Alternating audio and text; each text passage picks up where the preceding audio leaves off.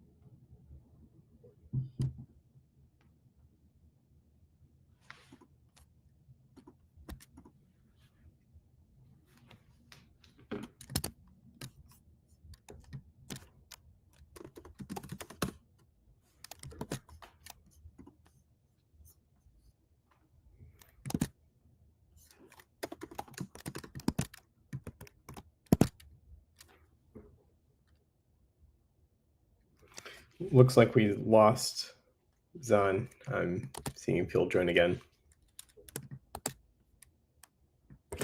Okay, we'll just go ahead and get started for now. So hi, everyone. I'm Neil. I work on the kernels team here at Together. We are going to be talking today about how to use kernels to unlock the performance of modern AI applications.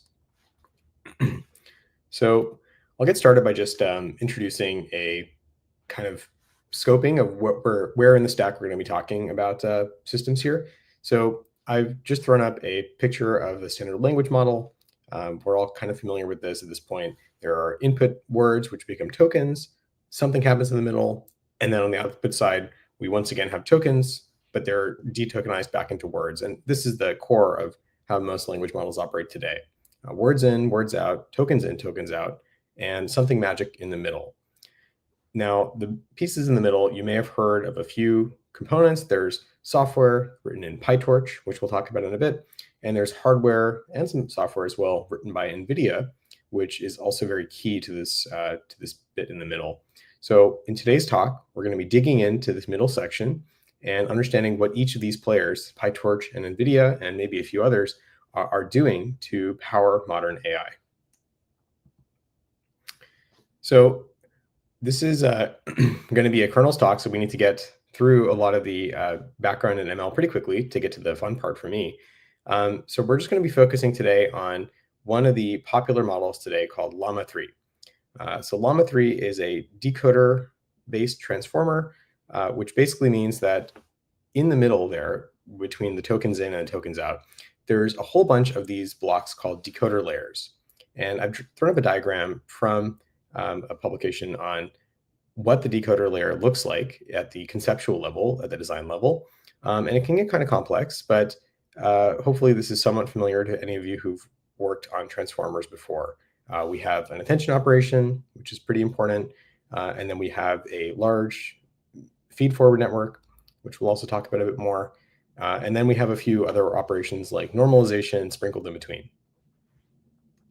So when we want to build an AI model, we first start by taking this block level design and turning it into PyTorch code. And what PyTorch code is it's basically a succinct way for us to express these linear algebraic transforms that we decided were going to be the Llama model. We want to express that in a succinct way in code and delegate all the execution of these actual operations to PyTorch.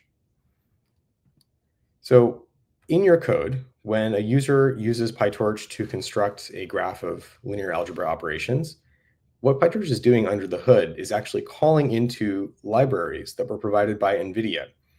And these NVIDIA libraries have names like cuBLAS or cuDNN, typically prefixed with cu to signal that they're CUDA libraries. And these libraries are the ones which actually launch work onto the GPU.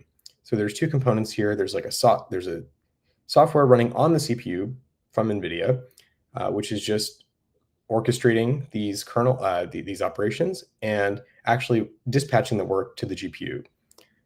And whatever runs on the GPU is kind of our definition of what a kernel is. Pretty loose, doesn't have to mean anything in particular, but a kernel can just mean any program running on the GPU. Great, so let's go back to that code block that we talked about in PyTorch. So we've constructed a Llama 3 decoder layer. Once again, nothing too surprising or intended to be too surprising on the left here.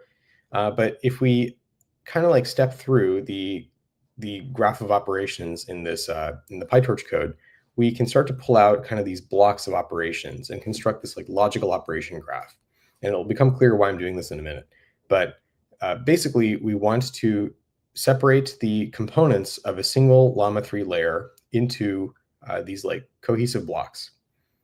And so you see on the right here, we have the RMS norm, which is the way we normalize inputs to most blocks in Modern Transformer.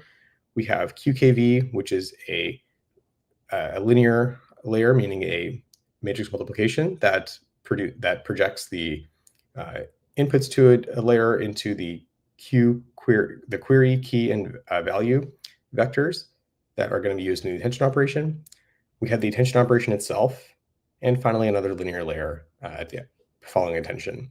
And that kind of makes up the attention block that we normally talk about in modern transformers. After that, we have the feed-forward layer, which is going to be, once again, a normalization.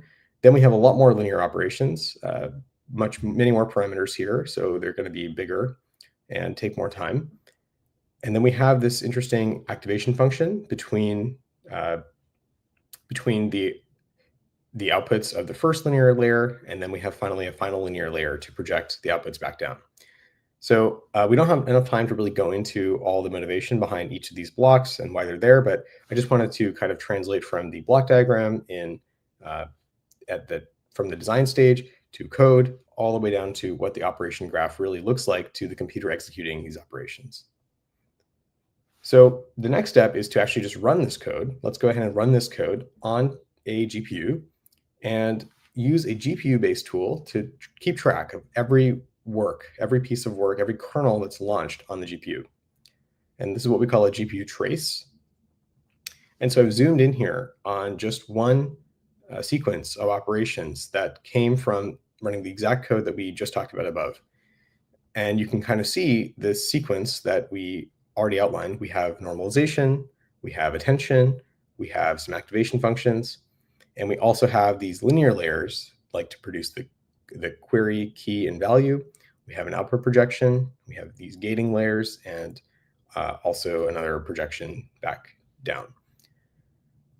So this is what the GPU sees, essentially. And it's good that we're able to identify through this annotation, how the operations we requested map to actual GPU time.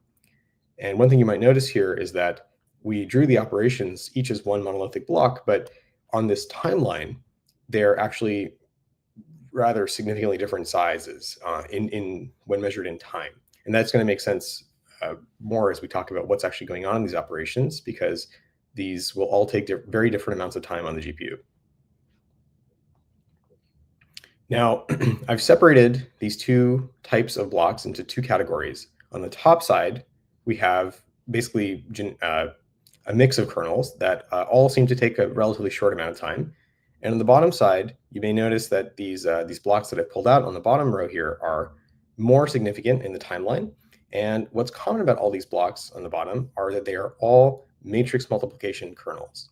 In fact, they're pure matrix multiplication kernels. Nothing else, no activation functions are happening inside these. These are just literally taking vectors and multiplying them against a large matrix and producing an output that becomes that's the output of the linear projection. So 80% of the time, if I actually do some accounting here, is being spent in pure matrix multiplication. And that's going to be a pretty key understanding for us. Basically, for a while now, modern AI has been dominated by matrix multiplication. So when we talk about kernels for AI, it's all about matrix multiplication. And that's kind of the key first idea I want to talk about in today's chat. So when we talk about improving kernels, we are talking entirely about improving matrix multiplication. So let's talk about our first trick to make matrix multiplication kernels faster. When we talk about matrix multiplication on GPUs, it's really this core question of how do we map this problem, which I've shown a mathematical formulation of, onto a very parallel machine. A modern GPU has thousands of cores and thousands of independent parallel work streams that all need to be utilized to get the peak performance out of the GPU. And so there's a lot of nuance in how we do this. If you look at a modern matrix multiplication library like Cutlass from NVIDIA, they have this rather complex 5-stage, 6-stage pipeline, which we don't have enough time to get into all the details of today, but let it be known that this pipeline can get really complicated. I just want to talk about two specific pieces in this pipeline that I think are going to be very important for thinking about high-level performance. The first is this idea of tiling. So when we multiply two matrices together, the way we actually split that up over many parallel processors is by chunking along the output matrix, meaning if we have an M by K matrix as A and a K by N matrix as B, and we're producing this output C, we want to break up C into smaller submatrices and send each of those submatrices as a work unit to our parallel processor so that it can be collaborated on by many, many independent workers. And the C matrix, so to compute a single tile of the C matrix, as this diagram is trying to show, we are basically going to have to fetch a chunk of entire rows and columns to compute one tile of the output. And that's intrinsic to the dot product operation that's used in matrix multiplication. Now, this is the key idea in most modern matrix libraries, but there's still a lot of nuance in how exactly you choose the sizes of these tiles. And that's, again, a very complicated topic, but let it be known that these tile sizes are basically very much a function of the problem shape overall, whatever these M, K, and N dimensions are going to be. And depending on the choice of M, K, and N, you may have dramatically different choices for tile shape. There's not like necessarily a smooth relationship between these two configuration pieces. So I also want to introduce another idea, which is that once we are computing a matrix multiplication, we often follow that operation with a kind of smaller element-wise operation. For example, an activation function. That's a typical pattern we see in deep learning. And when we have that kind of pattern where we are doing one large operation and then following it immediately with another smaller operation, there's a good chance here that we can actually take the second operation, the smaller one, and fuse it into the larger preceding one. And the reason to do this is that you can avoid actually writing the results of the first operation out to the GPU's memory, and instead just perform the second function almost in line with the first one. You can save one full load and store cycle, writing the whole output out, reading it back in, then writing the new second result back out.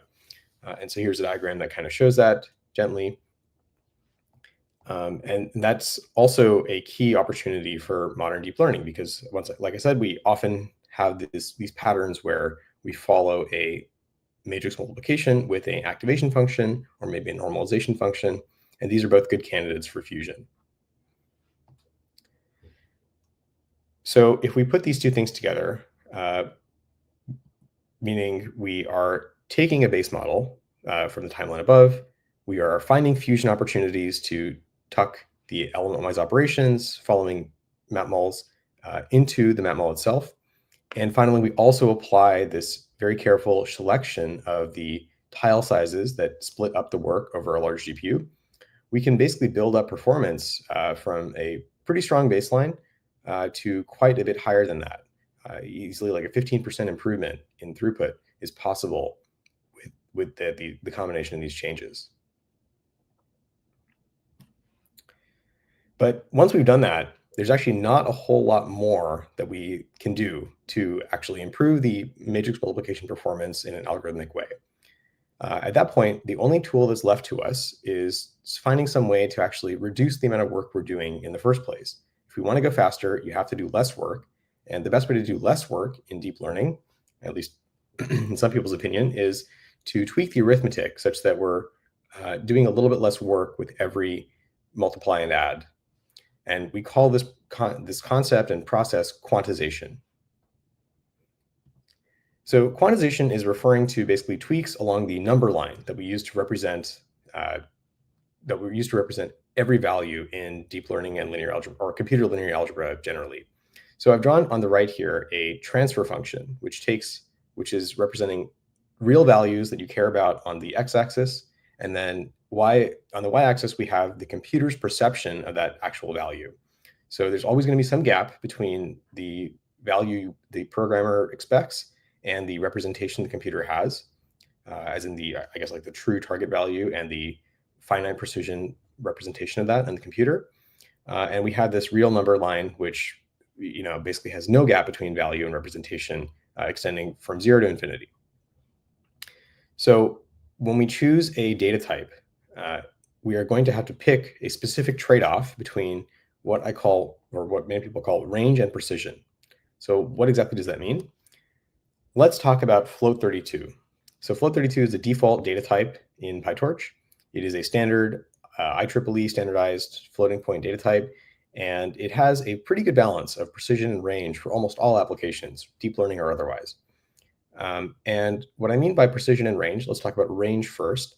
So range, you can see that the green line, the float32 number line, tracks the real numbers pretty well until it hits a certain maximum value. And for float32, that maximum value is quite large. It's 10 to the 38, or around that in order of magnitude.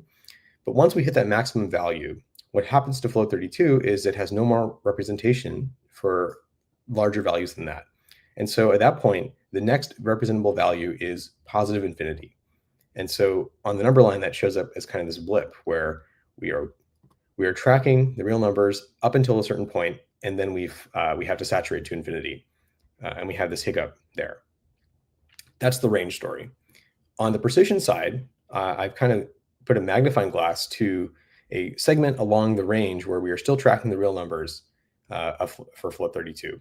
And if you zoom in on this range, what you'll find is that the base black line, the real number line, is, of course, totally smooth and a perfect straight line. But the float32 approximation of that line is kind of a jagged stair-step pattern. And that's because, once again, the floating point data type is actually a discrete, it represents only discrete values. It is not a continuous representation of the real numbers. And so there's always going to be some gap between the value that you're representing and the true value that you're actually looking to represent. The value that is encoded by the computer and the value that it's intended to represent. But for float32, it's a pretty good approximation. The staircase matches the number line quite well. And so we don't have too much approximation error between the digital representation and the actual value. The other thing to mention is that floating point data types follow the standard formula where we allocate some of the bits in the data type to exponent and mantissa. And that's maybe, we don't have to go into too much detail on that, but basically we have independent control over precision and range in these floating point data types. By tweaking the balance between exponent and mantissa bits, we are able to actually trade off whether we want more precision or less range or vice versa. So float32 is kind of the golden standard that's been around for a long time, but it's not what we use today because we want more speed. So when you want more speed, there is an option to go to a smaller data type. And this float16 data type has also been around for a long time, also standardized by IEEE. And it makes compromises on both precision and range in order to be twice as fast and fit in half the memory of float32. As the name implies, it's a 16-bit data type as opposed to 32 bits for float32. But we can look at our number line and notice that there's, quite a gap between float16 and float32. Just focusing on range for a minute, we see that the maximum value of float16 is only 10 to the 4, pretty dramatically different from 10 to the 38 that we're used to.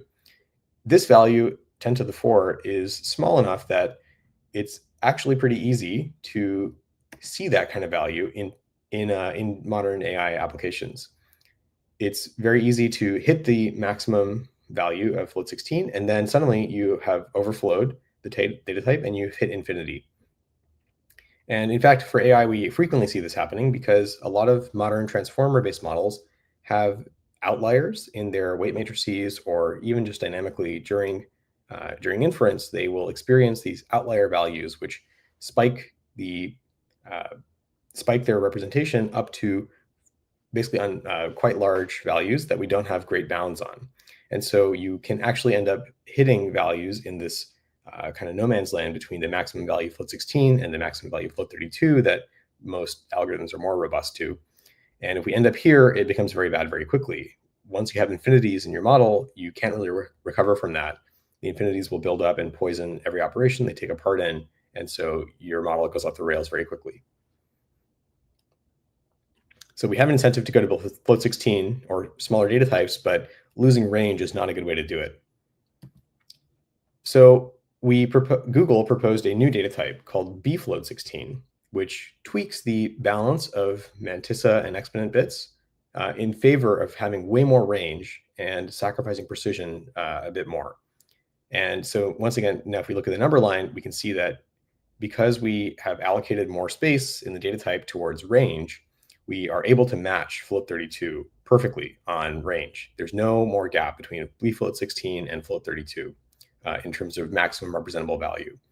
However, if we zoom in, use our precision magnifying glass again, we see that the stair-step approximation of float 16 is, quite a bit lossier than the approximation of float 32. But it turns out that even though this error in the number line approximation, the discrete versus continuous approximation, even though that is quite significantly worse for float 16, it turns out that AI applications in general are pretty tolerant of this lower precision. As long as we don't have any range issues, the precision can be kind of a second thought. That's the empirical finding from a lot of folks who've been doing this for a long time. And so bfloat 16 has become very popular for training and inferencing deep learning models.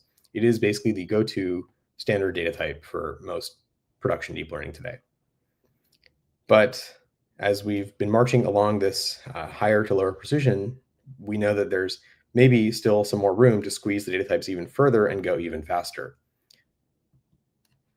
So in 2022, NVIDIA introduced the float 8 data type in their newest chip that year, the Hopper generation chips.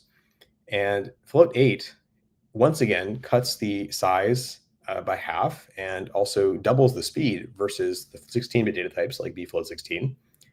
And it does so at even more severe cost or trade-off to range and precision. In the case of float 8, our maximum value has dropped way lower to just 10 to the 3. So even a bigger gap against float 32. And our precision is also bad. I won't even show it, but it's pretty high approximation error. So we're already at 8 bits. There's not that much more we can do to trade off range and precision anymore. So we need something else. We need a new type of technique entirely to make sure we can actually fit these outliers, which are still showing up in our transformer-based models. How are we going to make float 8 cover these large values that are going to keep showing up? So the solution is a sort of adaptive range and precision trade-off that we call scaling, or using scale factors to dynamically trade off between range and precision. So this is a little bit complicated, and I'll have another diagram explaining it. But basically, what we want to do is find a way to push the maximum value representation of a given float 8 tensor, just a given unit of float 8 data. We want to be able to move that on demand, depending on the exact values of the outliers we know about in that tensor or in that matrix. And so scale factors allow us to do exactly that and make the range of float 8 something that is configurable on demand.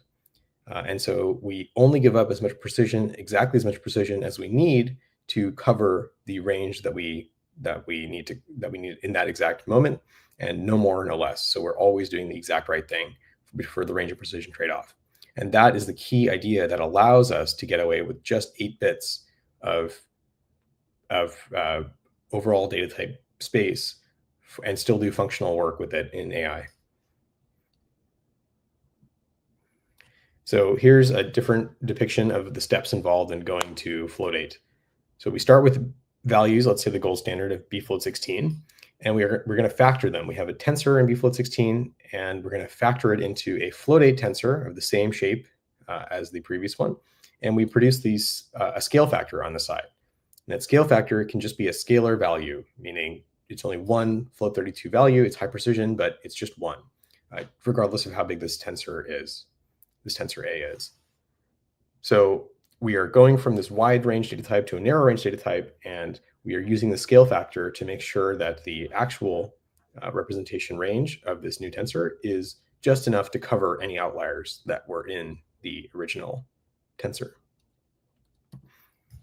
Once we have produced our float8 with scale factor tensors, we can multiply them as normal.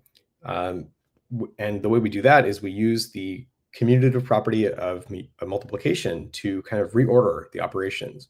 When we want to multiply two scaled float8 tensors, we just ignore the scale factors in the beginning, and we do the matrix multiplication, where we multiply float8 by float8 and produce a higher precision output, or higher data type output.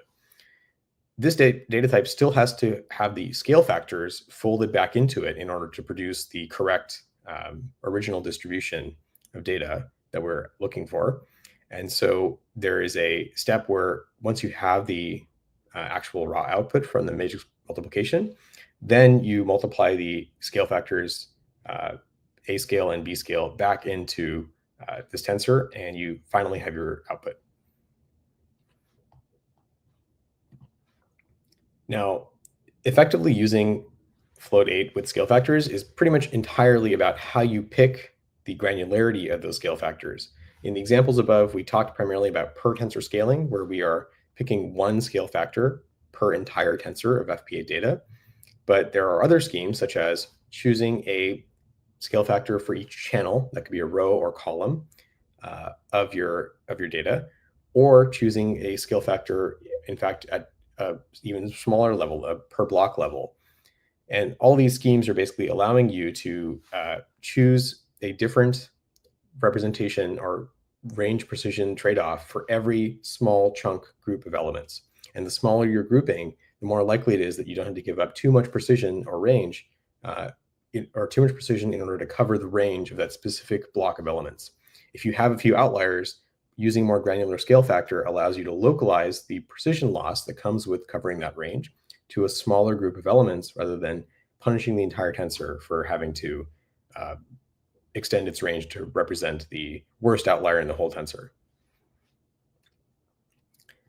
Now, the key to handling these scale factors, of course, is how you do those multiplies at the end, where you're folding the scale factors back into the source tensor. That can get pretty tricky, and it's really key that you be able to fuse, once again, using idea number 2, we want to be able to fuse the scale factors that we have on the side back into the result of the matrix multiplication in an efficient way. And that's going to make a lot of difference for performance. So that's basically going to be the summary of today's key concepts. We are talking entirely about matrix multiplication for when we're talking in the theme of kernels and performance. And there are 3 key ideas that you want to use to improve matrix multiplication. The first is that the shapes of your exact model and the shapes of the multiplications you're performing are going to determine a lot of details in how efficient your kernels are and how efficient the GPU can process the work that you're giving it. And careful tuning is the best way to achieve better performance on matrix multiplication. There's also a lot of opportunity in most deep learning models to find pairs of operations that can be fused together into a single matrix multiplication followed by activation function, for example. And that fusion allows you to do a little bit more work at pretty much the same cost that you were of doing the map-mul in the first place. And so you can get a free 5 or 10% improvement by doing careful fusion in the graph of deep learning operations. And finally, using float8 data type, which is a new type introduced in the latest NVIDIA GPUs and many others, is the best way to be able to compress the weights and activations of AI models even further and unlock another 2x improvement in speed and memory capacity for modern models. That's the end of my talk. So thank you very much for listening, and I'd be happy to take any questions. Awesome. Thanks so much, Neil. Can you hear me all right? Yep. Right. Awesome. Yeah, great talk. This is a really nice deep dive into what it actually takes to serve these models and train these models. Um, I have a lot of questions here, but the audience also has questions. And as you guys think of questions, just feel free to drop them in the chat. But I'll just start off at the top, and we'll take some of these questions. When you were showing that GPU trace, people were interested in knowing what software you were using for that. Mhm. Yeah, so that's an NVIDIA-based tool called NVIDIA Nsight Systems. And the way it works is you can have any program that calls any GPU that runs any GPU workload, and you just prefix that program when you launch it with nsys profile, and that will hook into the NVIDIA driver and keep track of every GPU kernel that was launched during the course of that program. It is, we think, one of the best ways to get some insight into what your GPU is doing at all times. If you've got multiple GPUs working, how does that tool how does that display it or handle that? Yeah, great question. So the tool is operating at the driver level. So every command that goes to any GPU on your system is going to be captured by this tool. And you'll just get multiple timelines, one for each GPU in your system. Okay, awesome. Um, this is another interesting question. So they're asking about the data transfer time in the trace that you were showing. Yeah, good question. So there's two ways to interpret this. One is data transfer between the host and device, the CPU and GPU, and that is not going to be shown in the specific timeline I outline because that's a device side timeline. We're only tracking events that, well, I take that back. It can show up, but ideally you are actually able to overlap the data transfer between host and device out of band in your application somewhere else. In the case that I was showing, the Llama 3 decoder layer, we didn't see any transfer time primarily because all the weights and activations are already on the GPU to begin with. So there is no actual transfer needed between the host and device. We can do everything on the GPU purely, and there's no need to go back to host. So that's why there was no transfer in the timelines I showed. And in most production applications, that's the case. We try to fit everything on the GPU. The second way to interpret this question is data transfers between the GPU cores and the GPU memory. And that's much more complex. And there are tools that can help you look into that, but it won't show up in this type of timeline. This is a high level timeline. It is not going to dig into exactly when data was moving between the GPU cores and the GPU memory. Awesome.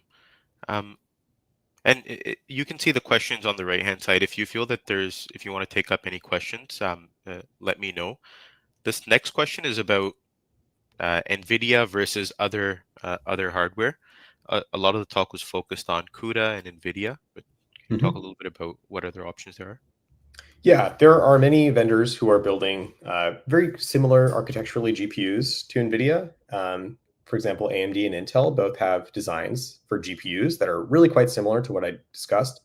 The difference is that, yeah, I think the toolkit and the CUDA type stack, that will have some minor differences, but I do think that there are real alternatives for sure. It just depends on the application, what is the most performant for the exact operations you're looking at. In our case, we're thinking mostly about like large tensor operations, and so the tensor core feature of NVIDIA chips is quite important to us. And there are all equivalents, but it's kind of hard to compare in a one size fits all basis. It will depend very much on each application. Awesome. There's another Yes. question. Sorry, go ahead. Oh, I was just going to pull one question from the comments, which I liked, which was talking about DeepSeek. Yes, I think this is the one you're looking at. Yes, exactly.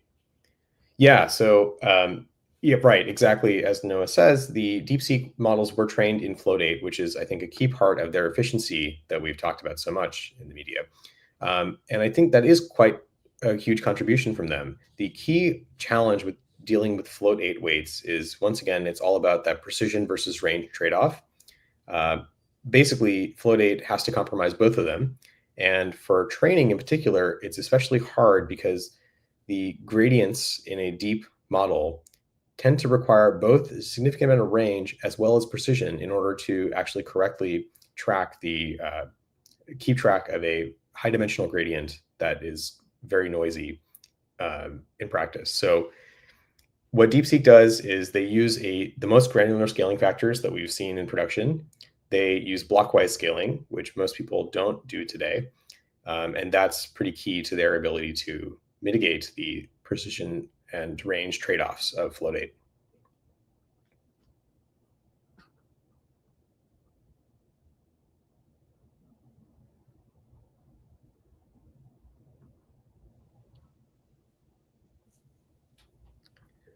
Let's see. Is there any more that you liked, Son? There's this question about the 1.5 bit work from Microsoft. So Yeah. maybe we can take this one. Yeah. So for ultra low precision quantization, you have to get even more creative. Scale factors are going to be of limited use in this regime. And typically these 1.5 bit works or ultra low bit works are going to use other transformations to move the values of the tensors into a different space, for example, like a frequency space, and use that to compress the data even more.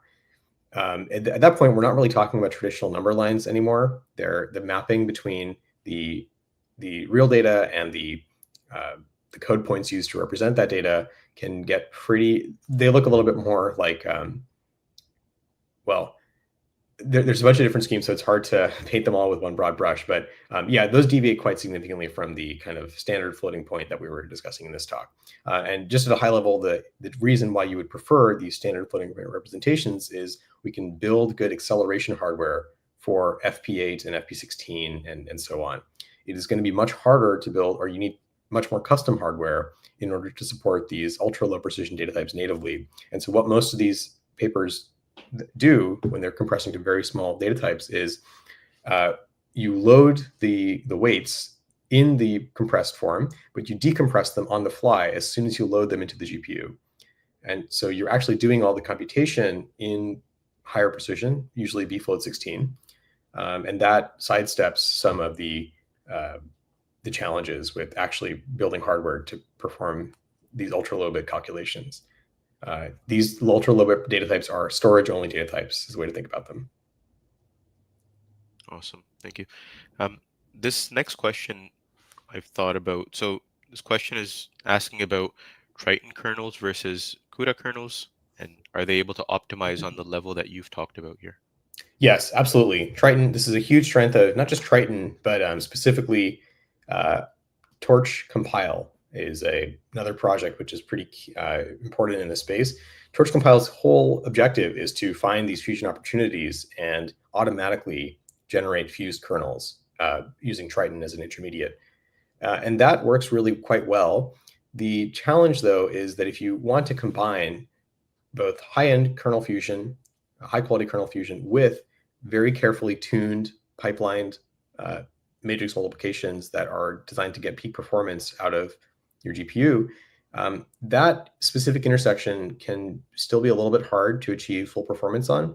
So we do find that writing your own kernels in Cutlass or Thunder Kittens or other systems-oriented ultra high performance libraries is still the best way to get the best performance on the few shapes you're going to see in modern deep learning models. It makes sense overall because you only have so many shapes in a given model.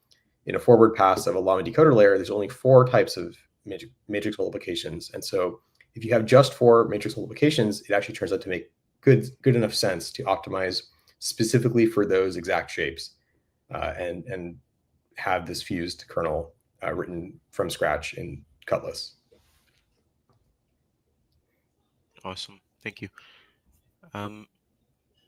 This next question, I think, would be relevant. You talked a little bit about some of the optimizations that the DeepSeek researchers did. Yeah. Is there any more contributions that stood out to you there? Yeah. One thing that I liked a lot from their technical report was the discussion of how they parallelize the model training across many GPUs. they come up with this bidirectional pipeline parallelism scheme, where the model is split using pipeline parallelism, which is a standard way to break up an ultra-large model like DeepSeek's across many GPUs. The point of pipeline parallelism over other parallelism schemes like tensor parallel or data, well, or fully sharded data parallel, basically like Microsoft's DeepSpeed 0 and DeepSpeed. The reason you use pipeline parallelism is more communication efficient. There are fewer cut points in the graph of your whole model, and so there's less data you need to transfer over a network interface in order to complete training. Now, that's especially interesting to DeepSeek because the GPUs they used are different from the GPUs that we use in one key way, which is their interconnect speed between chips. So whenever DeepSeek's engineers are transferring data between chips, that turns out to be about twice as expensive in time as we're used to with H100 versus H800. So they use pipeline parallelism. And the issue with pipeline parallelism normally is that it takes some time to fill your pipeline when you are loading data and starting the batch of training on some group of GPUs. The GPUs downstream of that in the pipeline are just idle. They have nothing to do. They're just waiting. And that's what we call a pipeline bubble. And that's kind of people propose lots of ways to address the pipeline bubble problem, but DeepSeek has a particularly novel scheme by which they use a bidirectional pipeline, while one group of GPUs is working on the forward pass of one batch of data. There's another batch of data being run in the opposite direction, so to speak, meaning that all the GPUs are kind of ordered in a pipeline, but that pipeline can be fed from both sides. And so you cut the size of the bubble significantly by feeding data in from both sides and having two batches of data being processed at the same time.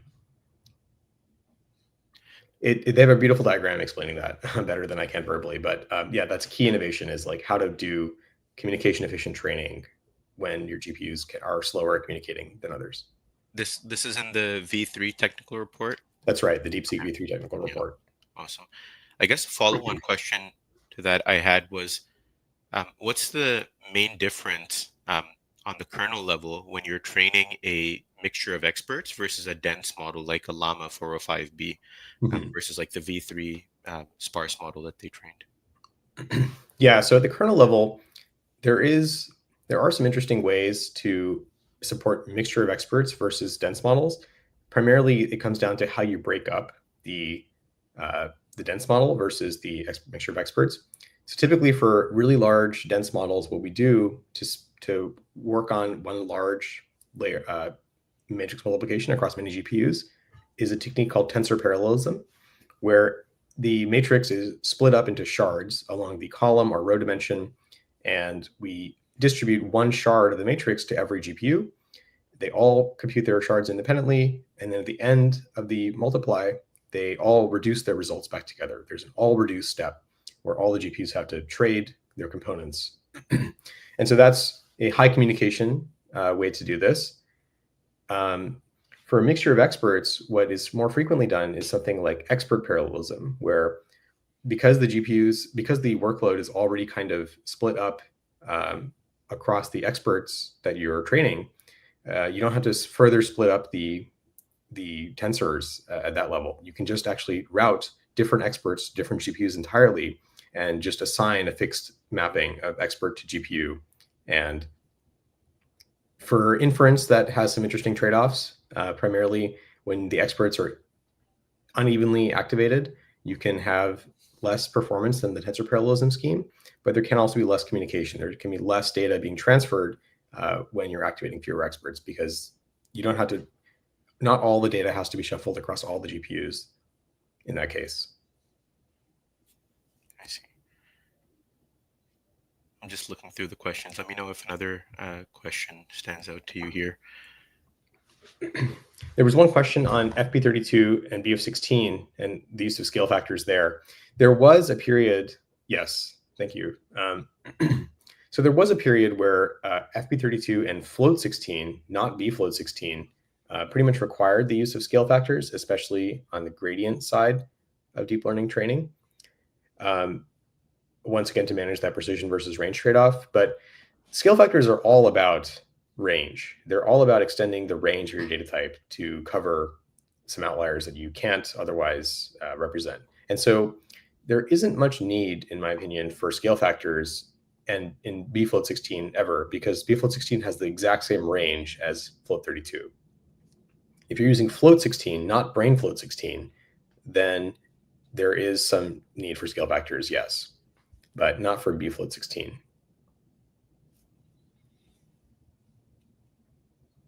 There's a question about the Together kernel collection specifically. Is it available for use to everybody? How would people get access to it? Yeah. So the Together kernel components right now are still for our customers first. We are, we currently only share them with our customers who are using our Forge product or our inference products. But we may have more to share in the future on what we're able to distribute to the community. We also still do a lot of open source work on the kernel side. For example, Flash Attention is still all open source, and the best advances in attention are still on the Flash Attention side, at least, are open source. Awesome. So I think we talked a little bit about this, but we talked about training when we looked at DeepSeek and Yep. floating point 8 versus BF16. Yeah. So the performance detriment, well, so what people have been doing this for a long time before DeepSeek, and no one with too much success. The primary issue seems to be that you have stable enough training for certain epochs of language model pre-training, but at some point, usually later in the optimization of a language model pre-train, you start to see a lot more instability in the training, meaning the loss function starts to spike a lot. And that turns out to be quite unrecoverable for a few of the runs that have tried float 8 training in the past. The paper I'm referring to in particular there's a paper from Intel, which came out a couple months ago, actually, in describing their recipe to train float 8 more efficiently. It's kind of hard to say why this is the case because we don't understand that much about training dynamics already, why values bounce around a lot, and what we need to do about that from a numeric level is still fundamentally, I think, an unanswered question. But the Intel paper offers some insight and actually blames specifically the gated linear activation unit in Swiglu for causing this instability in training. And so they propose removing the gated linear operation, and they find that that actually makes float 8 training a lot more stable with no other changes. The DeepSeek approach is more focused on really getting granular scale factors. So instead of trying to just make the training itself inherently more float friendly, they just make the data types more and more granularly scaled to hide some of the range precision trade-offs of float 8. So the DeepSeek approach versus Intel approach, changing algorithms versus changing the data type in a subtle way to make the issues with float 8 kind of just go away for some time. And I want to call out also that this is kind of the DeepSeek style approach of having more and more granular scale factors is the path forward for low precision training, it seems. The newly announced Blackwell generation GPUs from NVIDIA are also moving towards what the community is calling a microscaling format for floating point, which is going to allow us to have scale factors so granular that even just a group of 32 elements, not any larger than that, just 32 elements at a time, will have unique scale factors for that group of elements. And that seems to be the most productive recipe right now for getting lower precision data types working.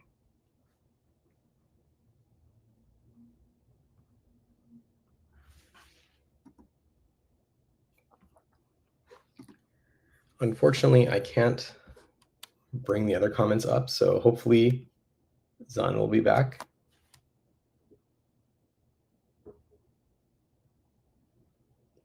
I'm just going to read through the questions real quick and try to just answer them verbally.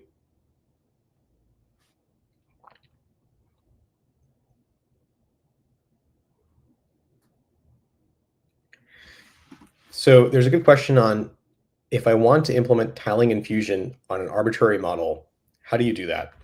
So I did speed through that pretty quickly in the presentation, but the best way to think about doing tiling and fusion yourself is to use a matrix library like Cutlass to express this. So if you go to the NVIDIA Cutlass repository on GitHub, you'll find a bunch of examples for structuring a general purpose matrix multiply.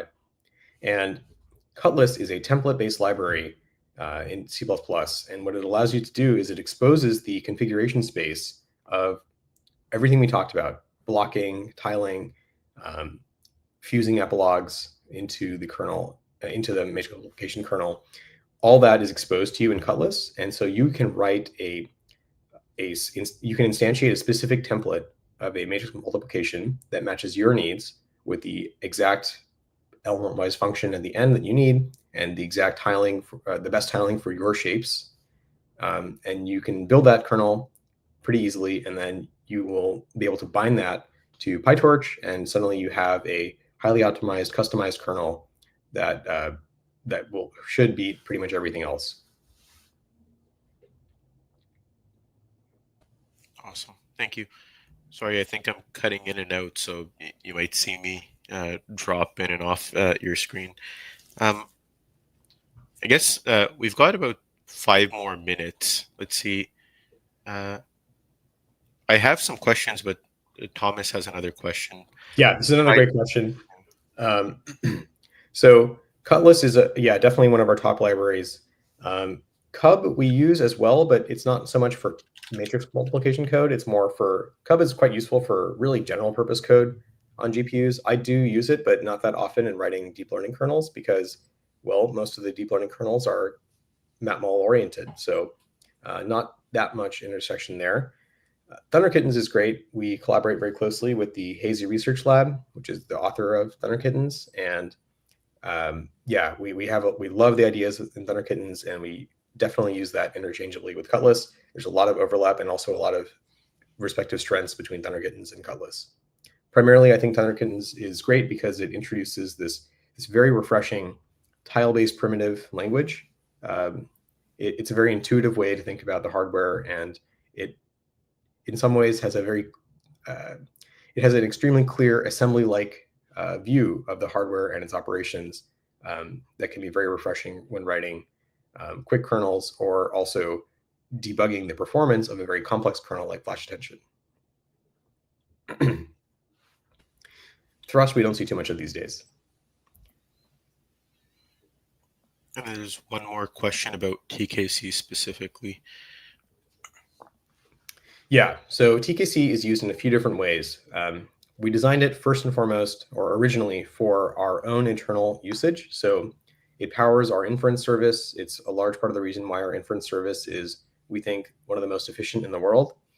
We also have a lot of use of it for it in our training stacks internally, our fine-tuning stack, of course, as well as any pre-training type work that we do. Every bit of efficiency counts in that case. And so TKC is, again, a big part of squeezing every bit of performance out of the GPUs. On the customer side, we share pretty much our entire internal library of TKC with any customer who wants it.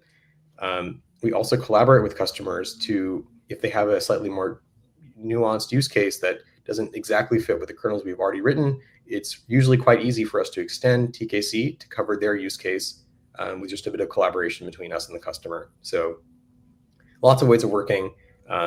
Like I kind of alluded to, TKC or kernel tuning these days is a lot about knowing your application very well. And so you have to kind of dig through a lot of a deep understanding. You need to develop a deep understanding of where your model is spending time, what you want to be going after to optimize it. And then it becomes pretty clear from that how kernels can contribute. I guess an interesting follow-up to that. Can you talk about what you're, from the kernel side, what you're excited about for these new Blackwell chips that NVIDIA is introducing, and how you think they will change the dynamics of what we're already doing in terms of training and inference? Yeah. So Blackwell has a lot of changes. We're still, to be honest, kind of going through them, and there's going to be a lot more to talk about over the course of this year, I'm sure. for me, I care a lot about numerics. I think numeric precision is very interesting, and this fundamental trade-off of range and precision that we have in modern deep learning is quite a fundamental one, and we're still kind of figuring out the science of like how many bits of precision do you need to run a deep learning model. And NVIDIA is taking big strides in that direction by supporting these new FP4 and FP6 data types, so 4-bit and 6-bit floating point respectively. And those are, yeah, I mean, it's going to be a challenge to use them for sure, but we are excited to push those to the limit. And I think they will unlock a lot of new applications, maybe not quite as low as 1.5-bit quite yet, but I think that, yeah, we could definitely see a lot more progress in compressing models down to lower and lower bits, and either scaling up models to become even larger than they are today, or compressing the great models we already have to even lower data types so we can run them on edge devices, on phones, things like that. I'm very excited about the work in numerics. Awesome. Thank you so much. That's all the questions that we have, and we're pretty much at time. So just as an outro, if people are interested in different topics, let us know. The webinar topics are mainly decided by what people want to learn and hear from us about.